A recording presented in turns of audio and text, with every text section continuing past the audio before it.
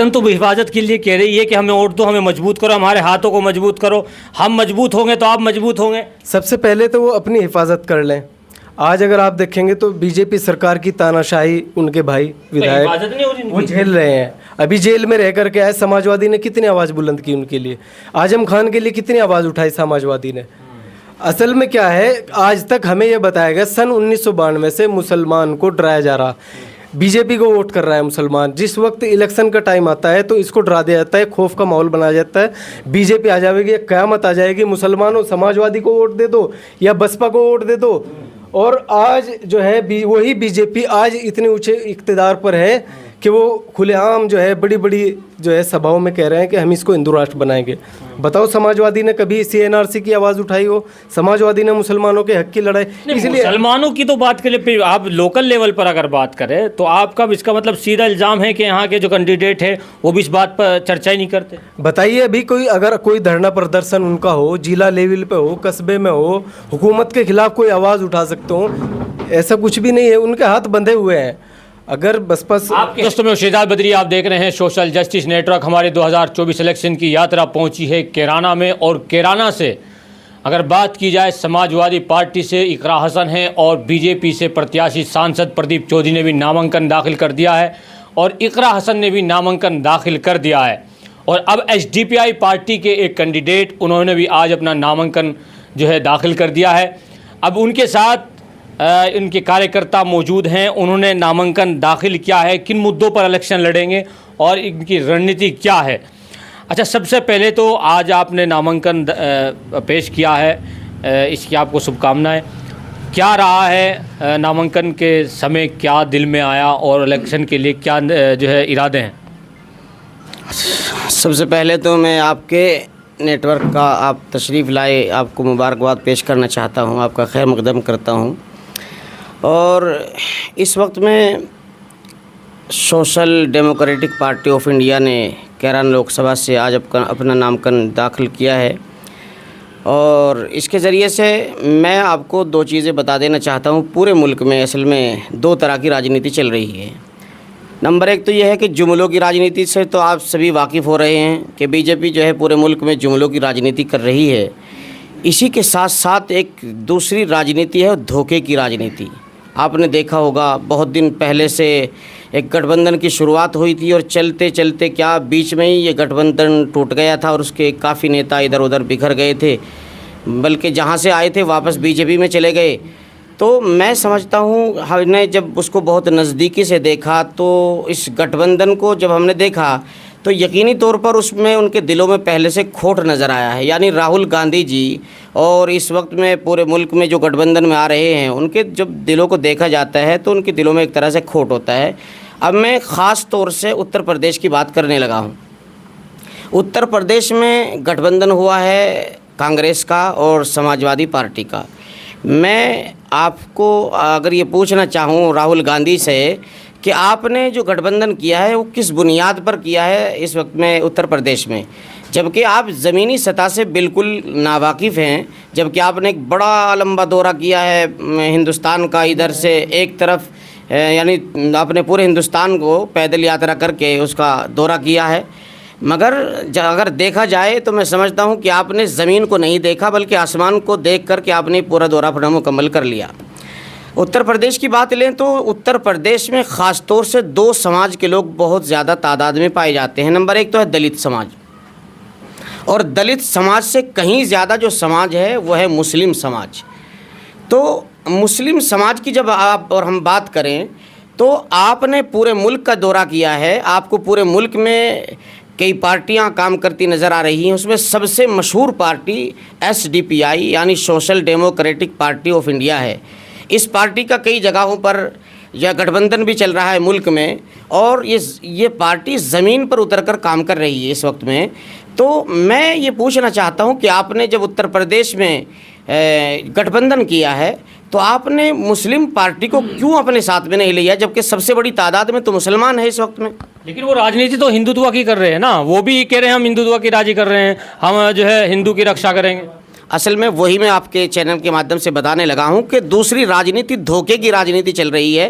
क्या समाजवादी पार्टी भी धोखे की राजनीति है, अखिलेश यादव भी धोखे की राजनीति है? वो सब धोखे की राजनीति कर रहे हैं। उनके बारे में आपके सामने बात रखूंगा कि उन्होंने आकर के यहाँ समाजवादी से आकर के गठबंधन कर लिया, जबकि यहाँ अगर गठबंधन करना ही था तो बीएसपी से करना था, चूँकि दलित समाज के लोग बहुत ज़्यादा यहाँ पर रहते हैं। मगर दोनों समाज को छोड़ करके सीधे सीधे अखिलेश जी को उन्होंने गठबंधन में ले लिया है। तो इस गठबंधन से उनको फ़ायदा क्या होगा? मुझे ऐसा लगता है, आपको लगता है कि अखिलेश यादव समाजवादी पार्टी गठबंधन के लायक नहीं थी? मुझे ऐसा लगता है कि राहुल गांधी ने ऐसा सोचा हो कि अखिलेश जी मुसलमानों के ठेकेदार बन चुके हैं और ये है नहीं, वो तो जो है कैंडिडेट तो मुसलमानों को उतार रहे हैं। नहीं, एक दो कैंडिडेट उतार के उससे फ़ायदा क्या होता है? और जब भी कोई बात आती है, मैं इस वक्त में आपके सामने एक चीज़ रखने लगा हूं कि अखिलेश जी के पीछे जब भी मुसलमान चला है तब उनको उत्तर प्रदेश में मुख्यमंत्री की गद्दी पर बिठाया गया है। मगर खास बिठाते भी तो आप ही है ना। किराना लोकसभा से आप आए हैं, तो किराना लोकसभा से पहले तबस्सुम हसन एमपी रही, फिर मुनव्वर हसन भी पहले रहे, अब इकरा हसन उनकी नाहिद हसन की बहन, वो भी समाजवादी से आई है, तो बना भी मुस्लिम ही रहे हैं। नहीं, बना तो मुस्लिमों ने, वो तो बात ठीक है आपकी, लेकिन मुसलमानों ने इसको 2-3 मरतबा जो है सत्ता पर बिठाया। बात है असल मुद्दे की। मुद्दा ये है कि जब भी मुसलमानों की कोई मुद्दे आए हैं तो उसमें ख़ास तौर से इनके साथ में सौतेला सुलूक किया गया है, यानी मुसलमानों का कैंडिडेट। इसका मतलब कैंडिडेट समाजवादी में मुस्लिम ही तो कैंडिडेट है ना। सौतेला व्यवहार मुस्लिम लोग कैसे जो है बर्दाश्त करेंगे? तो इसका मतलब तो आप सीधा निशाना कह रहे हैं कि यहाँ समाजवादी से इकरा हसन कैंडिडेट है, इन्होंने भी सौतेला व्यवहार किया। असल में मैं कुछ बात ये बताने चला हूँ। बात दरअसल ये है कि जो हमारे नेता हैं या हमारे एमपी एमएलए वगैरह रहे हैं जिनको टिकट अब तक मिलते रहे समाजवादी में, उनका विचारों का एक डर रहा है कि कहीं उनका टिकट न काट दिया जाए। ये उनकी सबसे बड़ी परेशानी रही है। मगर अब जो है इस वक्त में पूरे इंडिया में social democratic party of India सबसे ज़्यादा सारे समाज के लिए काम कर रही है। तो हमारा इकरा हसन समाजवादी कैंडिडेट भी एक भाषण दे रहे थे, कुछ हमारे में से कुछ लोग आ रहे हैं वो वोट काट सकेंगे, उनके बहकावे में ना आए। तो इसका मतलब आप वो इशारा कर रहे हैं कि वो बीजेपी के ही मदद कर रहे हैं। आप पर आरोप है कि बीजेपी की मदद कर रहे हैं आप? नहीं, हमारे पर आरोप लगाते रहिए, इन आरोपों से कोई फ़ायदा नहीं होता। हम तो हर समाज के लिए, और ख़ास तौर से इस वक्त में वो समाज जो दलित समाज है और मुस्लिम समाज है, हम उन दोनों समाजों के लिए ज़्यादातर काम कर रहे हैं, जो कि सबसे ज़्यादा जो सताया जा रहा है। ये बात तो समाजवादी कैंडिडेट इकरा हसन भी कह रहे हैं कि हम समाज के लिए काम कर रहे हैं। नहीं, इकरा हसन के कहने से कोई फ़ायदा नहीं। उनका जो असल मुखिया है उसके कहने से, और कहने से नहीं बल्कि करने से पता चलेगा ना कि उन्होंने आज तक मुसलमानों की क्या लड़ाई लड़ी है। मैं आपको बताऊं आपके चैनल के माध्यम से कि समाजवादी का सबसे बड़ा नेता आज़म खान, आप समझते हैं कि आज़म खान का समाजवादी में कितना बड़ा किरदार रहा है। असल में समाजवादी को समाजवादी बनाने वाला वो आज़म खान रहा है। मगर आज़म खान इस वक्त में बेचारा कहाँ है, गिन गिन कर सांस ले रहा है। इस वक्त में 7 साल की फिर सज़ा उसको सुना दी गई है। और मैं समझता हूँ मेरे भाइयों, इसके अलावा बेशुमार नेता ऐसे हैं कि जो समाज सुनाने का तो काम कोर्ट का है। सरकार का आरोप लगाती है अखिलेश यादव की सरकार हमारे जो है लोकतंत्र की हत्या कर रही है। वो कह रहे हैं कि हम आज़म खान के साथ खड़े हैं, मुस्लिमों के साथ खड़े हैं। अभी वो हम जेल में मिलने गए, वो कह रहे हैं हम जेल में मिलने गए, 2 दिन पहले गए भी थे वो।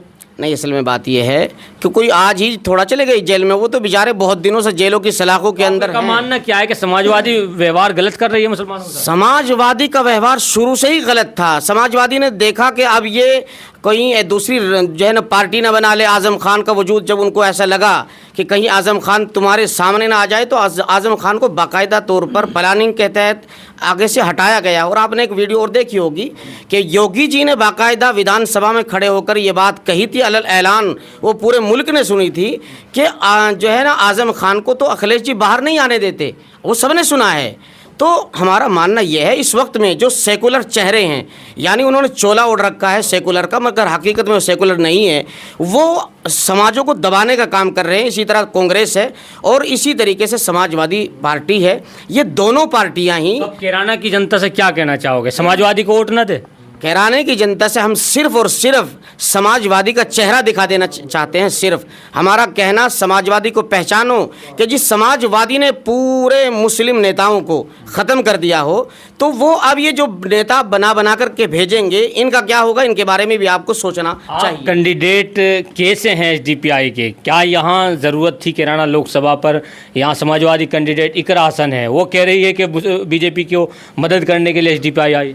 देखिए, हमारी पार्टी का स्लोगन है भूख से आज़ादी, खौफ से आज़ादी, उसी को लेकर ही हम काम कर रहे हैं और सत समाज को साथ लेकर चल रहे हैं।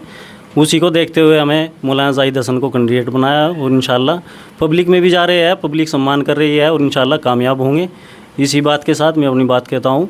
लेकिन एक चीज़ बताइए, हमारा सवाल ये है कि आप जिला अध्यक्ष हैं, क्या हैं यहाँ से? मैं कैराना विधानसभा अध्यक्ष हूँ। अच्छा, SDPI से। एक सवाल ये है, इकरा हसन भी मुस्लिम है और मौलाना जाहिद भी मुस्लिम है, तो फ़र्क अंतर क्या है लीडरों में? देखिए SDPI पार्टी हिंदू मुस्लिम की राजनीति नहीं करती। तो समाजवादी भी यही कहती है हम नहीं करते। वो करती है ना, अभी PDA बनाया, PDA में देखा आपने कोई मुस्लिम है? और अभी राज्यसभा का चुनाव हुआ, उसमें देखा आपने कोई मुस्लिम है? कैराना लोकसभा तो आपके सामने SDPI समाजवादी में मुसलमान ही है ना। अभी मैं कह रहा हूँ कैराना से मुसलमान का काम चल जाएगा, जहाँ मुस्लिम 26% 30% यूपी के अंदर कह है। रहे हैं एक तो जिता के भेजिए। अभी नई बात है कि जिताने की, अब से पहले कितनी बार जिताया समाजवादी का कैंडिडेट हम लोग। क्या आप मान रहे हैं कि यहाँ के लीडर कमज़ोर रहे हैं? नहीं, लीडर हमारे मजबूत थे लेकिन कमज़ोर कर दिए गए समाजवादी द्वारा, ठीक है। और समाजवादी आगे भी इसी काम पर लगी हुई है, कुछ को साथ रख के कमज़ोर कर रही है। चलिए इधर हम बात करते हैं। जी मौलाना, कैसे हैं? बढ़िया चल रहा? जी बहुत अच्छा। क्या लोकसभा में जो है इकरा हसन को वोट हो रहा है समाजवादी से SDPI? देखिए SDPI पार्टी ने अपना कैंडिडेट मौलाना जाहिद हसन को चुना है, इसलिए कि हमें कामयाबी हो और जो है समाज की सेवा हो। तो समाज की सेवा तो इकरा हसन भी कह रही है, समाजवादी अगर हम भी सेवा करेंगे। बिल्कुल इकरा हसन कह रही हैं, इकरा हसन के में से कोई वो नहीं है, लेकिन हम कह रहे हैं कि आगे मौलाना जाहिद हसन ने कदम बढ़ाया है, यानी भूख से आज़ादी, खौफ से आज़ादी SDPI का एक नारा है, तो इसके लिए मौलाना जाहिद हसन कदम बढ़ा रहे हैं, तो इंशाल्लाह कामयाबी मिलेगी। अच्छा, एक सवाल है, आप भी जो है जिला पंचायत इलेक्शन लड़े थे, शायद दूसरे नंबर पे आप रहे थे SDPI के, सही है? जी ऐसा ही है जी। तो क्या लग रहा है कैराना लोकसभा पर SDPI का कैंडिडेट उतारना क्यों ज़रूरी है समझा?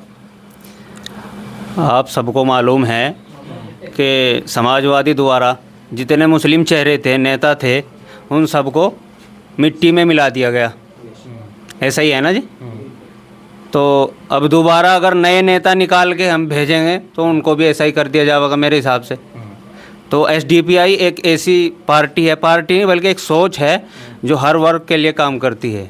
ये दलित, आदिवासी, मुस्लिम सबके लिए जो दबे कुचले लोग हैं उन सब की राजनीति करती है। इसलिए SDPI ने कैराना लोकसभा। क्या इकरा हसन दबे कुचले, नाहिद हसन दबे कुचलों की बात नहीं करते? इकरा हसन करती है। ये समाजवादी पार्टी कितनी आवाज़ उठाती है अपने नेताओं के लिए, हम जैसे लोगों के लिए क्या उठावेगी? अभी NRC आ रही, बताओ कितनी बात करी उन्होंने समाज के लिए। दलित, आदिवासी, मुस्लिम सभी परेशान हैं। तो नाम भी लेना जो है गवार नहीं समझते। हाँ ऐसा ही है। आप तो 24 घंटे फील्ड में रहते हो। तो क्या NRC पे जो है बोलना चाहिए था उन्होंने? बोलना चाहिए ना, जब राजनीति कर रहे, मुस्लिमों की राजनीति वो कर रहे, तो बोलना चाहिए ना उन्होंने। तो क्या मतलब आप ये कह रहे हैं कि मुद्दों पे आने चाहिए? मुद्दों की राजनीति करनी चाहिए, जुमलों की या फिर सेकुलरिज्म का जो चोला ओढ़ के राजनीति कर रहे हैं वो अच्छा नहीं है। कह रहे हैं इकरा हसन लड़की है जो है बगैर बाप की है, इसका ख्याल रखना चाहिए। तो बगैर बाप की तो पूरी लोकसभा में पता नहीं कितनी लड़कियां मिल जाओगी आपने। ये तो कोई मेरे हिसाब से पूछने का सवाल नहीं है आपका।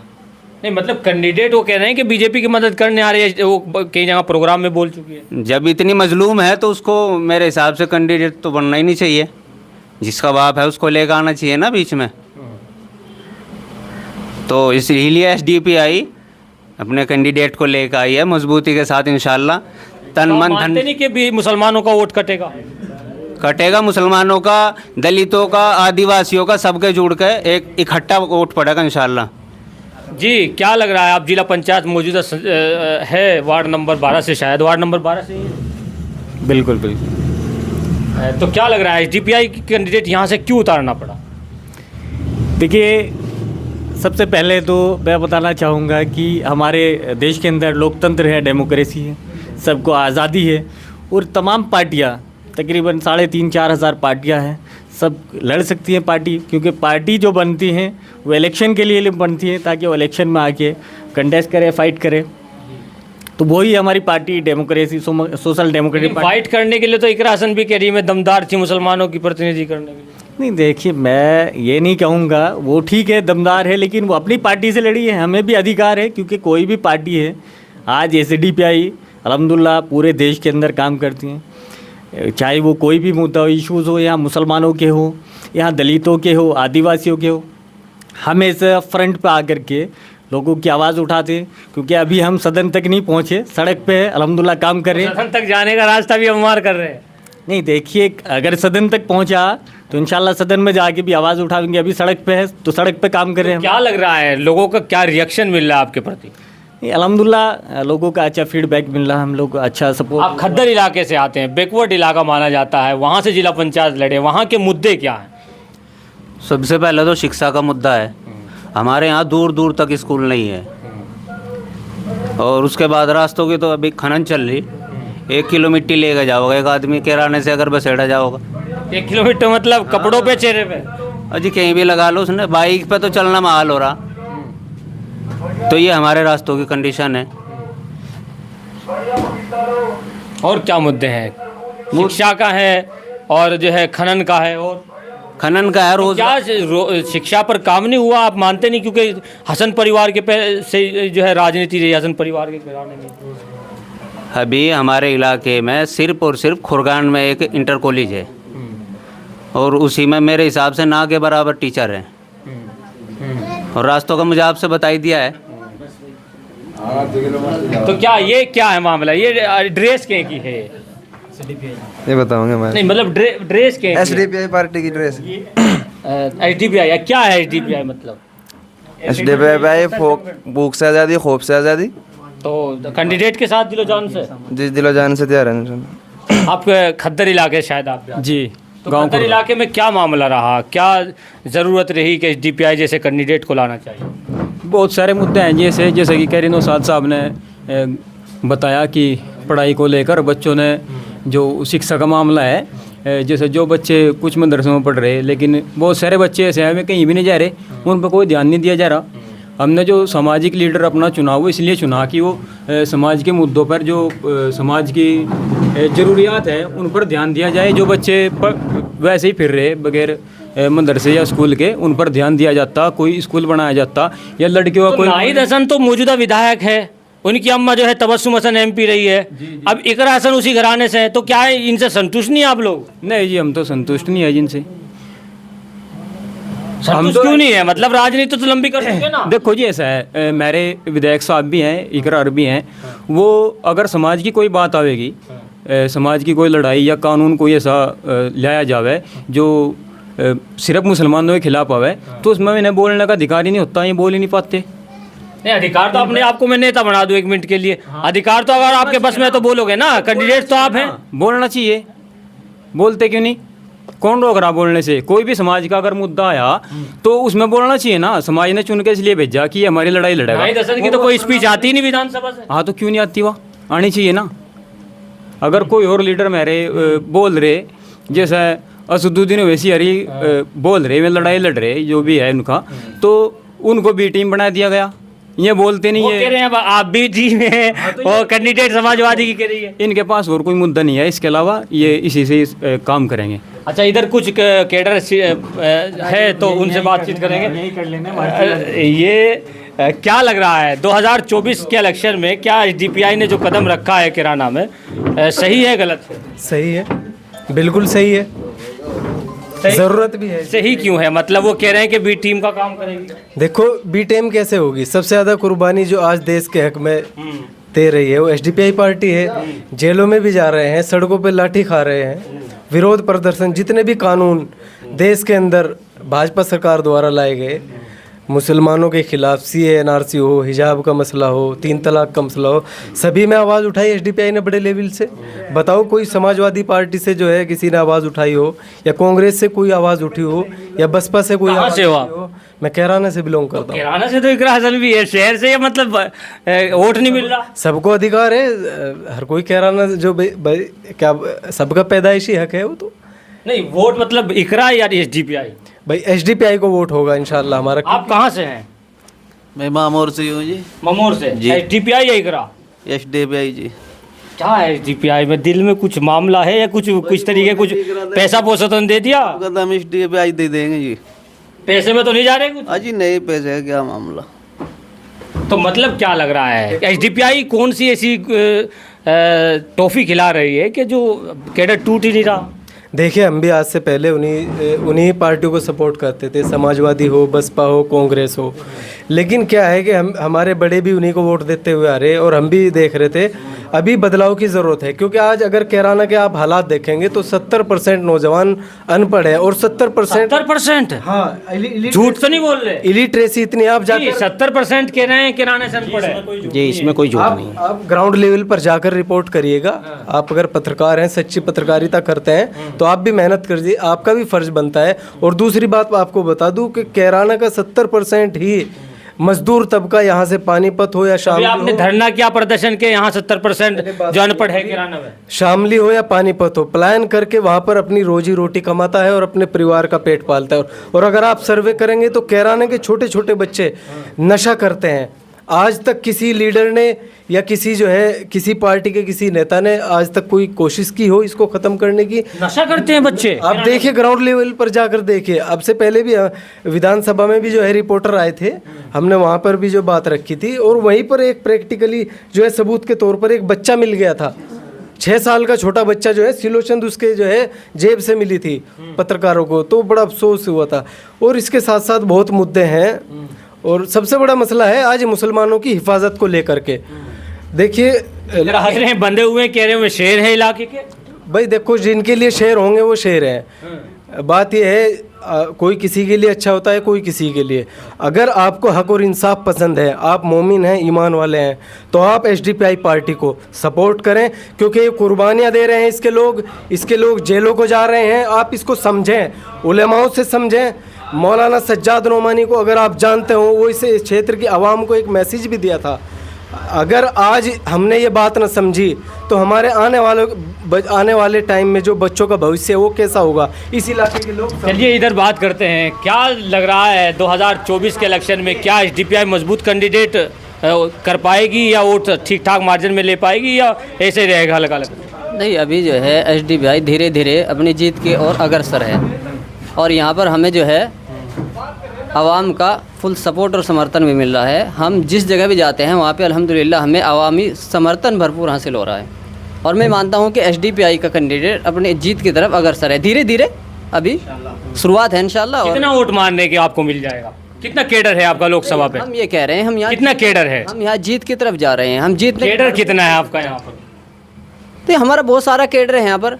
हमारे हर जगह मेंबर हैं, सपोर्टर हैं, कार्यकर्ता हैं और तमाम मज़ाहिब के मानने वाले, चाहे विधानसभा पे।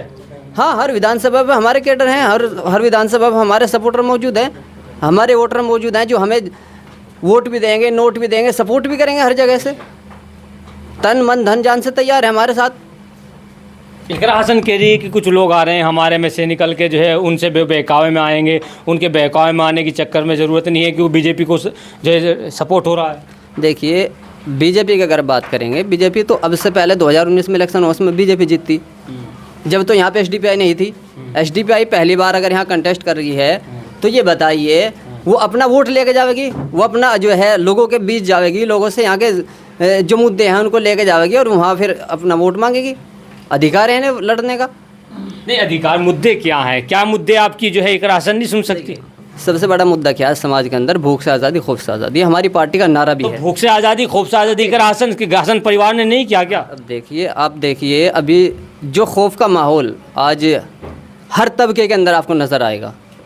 आपकी आइडेंटिटी, आप ये कह रहे हैं कि कैंडिडेट का मजबूत होना चाहिए, तो क्या हसन परिवार का कैंडिडेट मजबूत नहीं है क्या? कैंडिडेट किस चीज़ से मजबूत होगा? कैंडिडेट को वोटर मजबूत करेंगे ना, आवाम मजबूत करेगी। कैंडिडेट दिलो जान से साथ में आवाम हमारे। हम कह रहे हैं कि हमारे साथ में है दिलो जान से आवाम।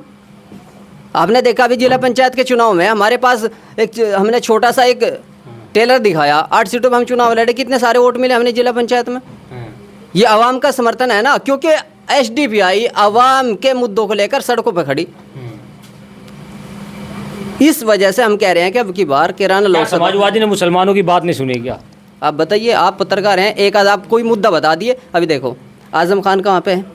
अभी विधायक नाहिद हसन कितने दिन रह आए? कौन था सड़कों पे यहाँ पे? तो इतने समझदार तो नाहिद हसन भी हो गए ना कि समाजवादी से लड़ना चाहिए, एसडीपीआई से आना चाहिए। देखो हम किसके ऊपर जोर ज़बरदस्ती नहीं कर सकते ना। अब हम उनकी क्या मजबूरी होगी वो तो वो बताएंगे। हम एक विकल्प लेकर आए हैं, विकल्प के तौर पे यहाँ लेकर आए हैं एसडीपीआई को, और इंशाल्लाह हम उम्मीद करते हैं कि आवाम का भरपूर हमें समर्थन है। आज हम मौजूद थे कैराना लोकसभा पर। एसडीपीआई के कैंडिडेट ने अपना नामांकन दाखिल कर दिया है। अब लड़ाई बड़ी दिलचस्प होती नज़र आ रही है। अगर बात की जाए कैराना लोकसभा के समीकरण की, तो कैराना लोकसभा का समीकरण कुछ अलग अंदाज का होता नज़र आ रहा है, क्योंकि एसडीपीआई कैडर बेस्ड सिस्टम से काम करती है और बहुत मजबूत मानी जाती है। कैराना लोकसभा अगर बात की जाए तो 2 जिला पंचायत सदस्य भी इनके बने हुए हैं। अब इसी से अगर आप लगाएं कि कितना वोट परसेंटेज ये अपने तरफ खींच सकते हैं, तो उससे कितना खेला बिगाड़ सकता है, ये तमाम समीकरण मैं आप पे ऊपर छोड़ता हूं। कमेंट बॉक्स में अपनी प्रतिक्रिया ज़रूर दें। ND UP और सोशल जस्टिस नेटवर्क को फॉलो ज़रूर करें। Thank you.